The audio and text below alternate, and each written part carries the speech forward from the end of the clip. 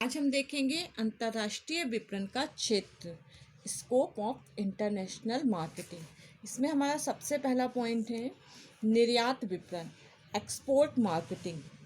जब एक संस्था अपने देश से अन्य देशों को अपने उत्पाद या वस्तु का निर्यात करती है तो यह निर्यात विपणन अंतर्राष्ट्रीय विपणन का एक हिस्सा होता है।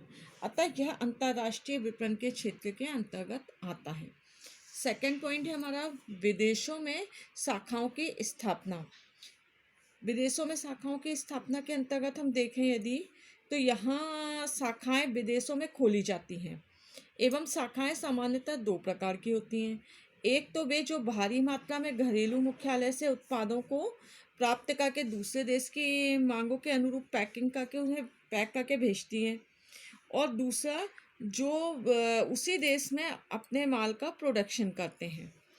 ठीक है। फिर थर्ड है संयुक्त साहस या संयुक्त सहयोग, जॉइंट वेंचर्स और जॉइंट कोलाबोरेशन।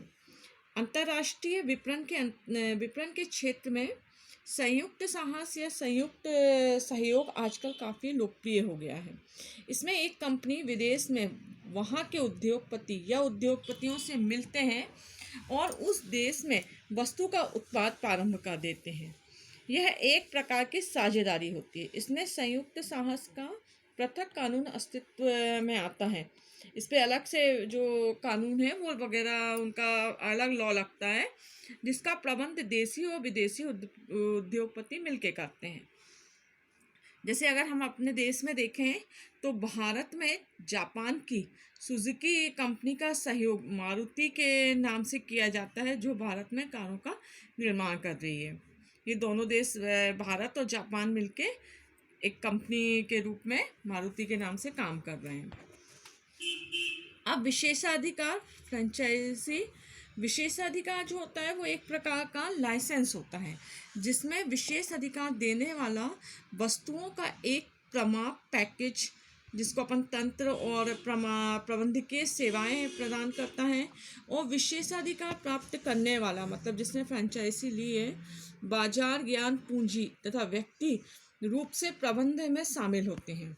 इस प्रकार इसमें निर्यात करने वाला वस्तुओं को बनाने की प्रबंधकीय सेवाएं प्रदान करता है, जबकि आयात करने वाला जो आयात कर रहा है वह फर्म पूंजी, स्थानीय ज्ञान व निर्माण प्रबंध का विक्रय करता है।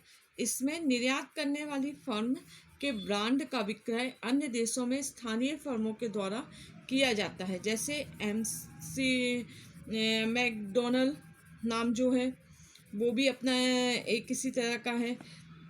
अब अगर इसमें हम देखें और इसमें निर्यातक फर्म को विदेशी फर्म से विक्रय की कुल राशि का एक निश्चित प्रतिशत प्राप्त होता है, जो जनरली 20% होता है। अब विदेशी प्रतिनिधि फॉरेन एजेंट। अंतर्राष्ट्रीय विपणन के क्षेत्र में विदेशी प्रतिनिधि भी आते हैं। यह विदेशी प्रतिनिधि एक निर्यातक नियुक्त करता है। ऐसा सामान्यतः उस समय किया जाता है जबकि मांग में घटबढ़ होती है। यह विदेशी प्रतिनिधि निर्यात द्वारा भेजे गए माल का विक्रय करते हैं।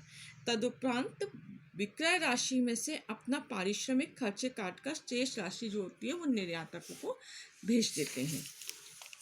6 परामर्श सेवाएं। अंतर्राष्ट्रीय विपणन के क्षेत्र में परामर्श सेवाएं भी आती हैं।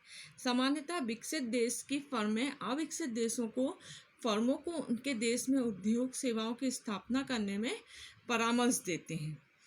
लास्ट वाला 7th तकनीकी व प्रबंधकीय सेवाएं, टेक्नोलॉजी एंड मैनेजरियल सर्विस। अंतर्राष्ट्रीय विपणन के क्षेत्र में तकनीकी एवं प्रबंधकीय सेवाएं भी सम्मिलित की जाती। इसमें निर्यातक देश आयातक देशों में अपनी तकनीकी एवं प्रबंधकीय विशेषज्ञों को भेजता है, और जब उस देश में उनका ज्ञान हो जाता है तो वे अपने निर्यातक देश को लौटाते हैं।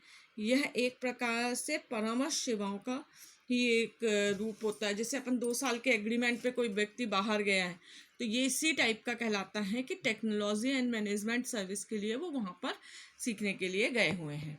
ठीक है, थैंक यू।